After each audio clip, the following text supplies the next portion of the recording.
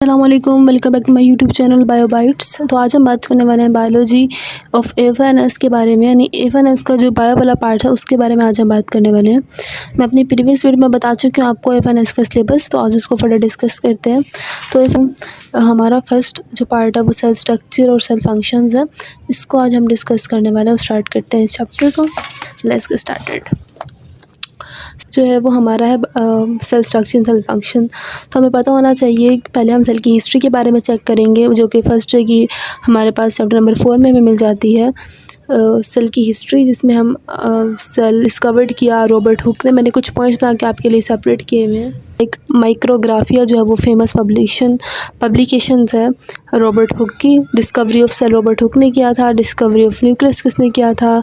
Robert brown ने किया था। जाइलम सेल जो है वो कंडक्ट वाटर करते हैं। फ्लोएम सेल गेट फूड करते हैं। स्क्लेरेनकाइमा सेल जो है वो गिव स्पॉट करते हैं। क्लोरेनकाइमा सेल जो है वो carry out photosynthesis. Parenchyma cell जो है वो स्टोर करते हैं सरप्लस फूड को। इस तरीके से मेंटेनेंटिक सेल जो है वो प्रोड्यूस न्यू सेल करते हैं।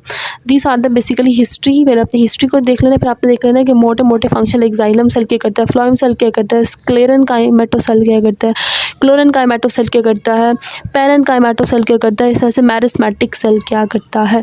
नंबर 2 बात करते हैं हम लोग सेल मेम्ब्रेन कंपोजिशन की। स्टार्ट करें अपने ऑर्गेनेलिस को, ठीक है। ऑर्गेनेलिस को अब हम लोग स्टार्ट कर रहे हैं। ऑर्गेनेलिस में जो पहली ऑर्गेनेली आती है वो हमारे पास सेल मेम्ब्रेन आ जाती है। सेल मेम्ब्रेन की बेसिकली अगर कंपोजिशन की बात करूँ तो सेल मेम्ब्रेन की जो कंपोजिशन है वो 3 होती है, प्रोटीन, लिपिड एंड कार्बोहाइड्रेट, जिसमें 60 to 80% हमारे पास प्रोटीन, 20 to 40% लिपिड और वेरी स्मॉल अमाउंट ऑफ हमारे पास कार्बोहाइड्रेट प्रेजेंट होती है हमारी सेल मेम्ब्रेन के अंदर। यहाँ पे मैं आपको सिर्फ और सिर्फ बोल्ड पॉइंट्स आने वाली हूँ, जो कि आपको बहुत हेल्प करेगा अपने फिर इसको सिलेबस 3 मंथ में प्रिपेयर करने के लिए। ओके, स्टार्ट करते हैं। एंडोसाइटोसिस क्या होता है? एंडोसाइटोसिस बेसिकली एक प्रोसेस ऑफ सेल है, या आप कह लें कि ईटिंग प्रोसेस ऑफ सेल है। यहाँ पे मैं लिख देती हूँ ईटिंग प्रोसेस ऑफ सेल है। इसमें बेसिकली सेल के 2 तरह के फेजेस आते हैं, एक फेगोसाइटोसिस और एक पिनोसाइटोसिस। फेगोसाइटोसिस में सेल इनगल्फ करता है सॉलिड पार्टिकल्स को, और पिनोसाइटोसिस में सेल इनगल्फ करता है लिक्विड पार्टिकल्स को।